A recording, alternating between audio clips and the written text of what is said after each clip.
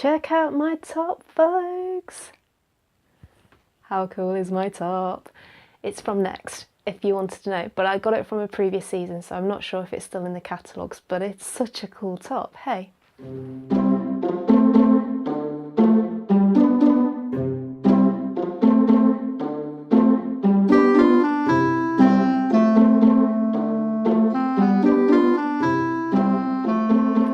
Hi, welcome back to Nishani. On today's French Bulldogs episode, as we're 5 weeks away before Christmas, it's usually a time when people might be thinking to get an addition to their family in the form of a puppy. So if that happens to be you and you've never had a dog before, stick around because this video of my top 5 tips may be of help to you.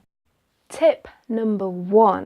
I would say really go out of your way to research the breeds of what you're interested in terms of the addition to your family, and look into your lifestyle, and it may narrow down your options. So for example, with regards to me having chronic pain and needing a dog that wasn't going to aggravate my pain was really important factors for me.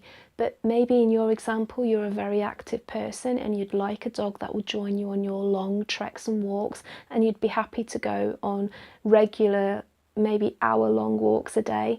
That will really narrow down your options as to which dogs would be appropriate and those that may not be.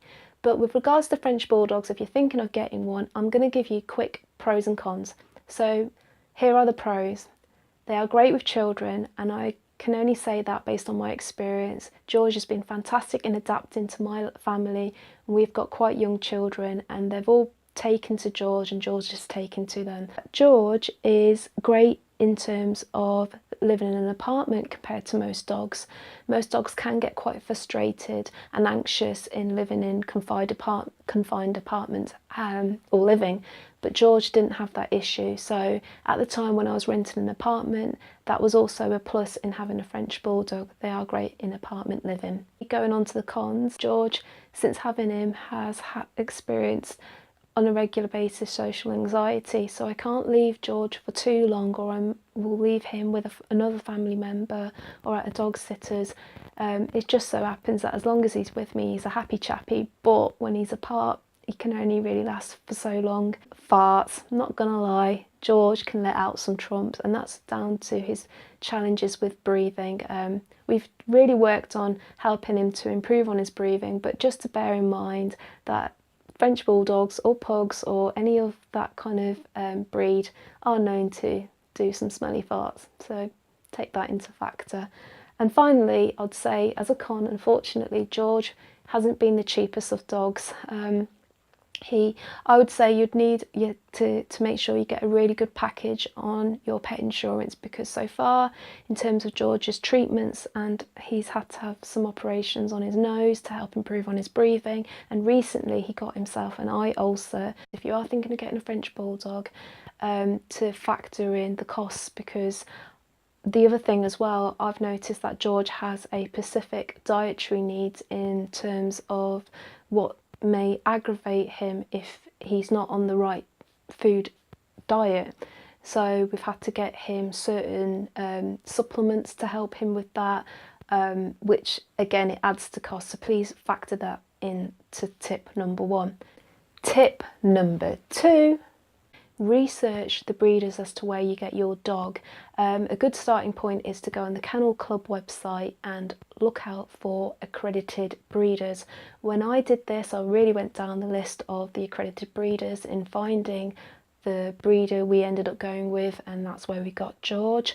I was happy with the environment where George was raised, which is really important, and also I got the chance to meet George's mum and got to assess her behaviour, and knowing that she had a really good temperament gave me some much confidence in knowing that maybe George will also share that same temperament in behaviour.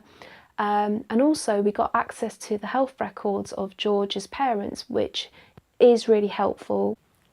Tip number 3 is to make sure that when you do get your puppy, try not to get the puppy earlier than 8 weeks. Please try and aim for, say, 9 weeks, I'd say, and that's purely because the puppy, in terms of its development, between, I'd say, 8 to 10 weeks to my level of knowledge, is usually when the boundaries and obedience lesson is taught by the mother to the puppy. So if you happen to have got a dog before, say, 8 weeks, they may not get that vital lesson, which can later affect them in terms of their training and behaviour. So please factor that in when you are going to collect your dog, to try and aim for no earlier than 8 weeks in terms of its development. Tip number 4.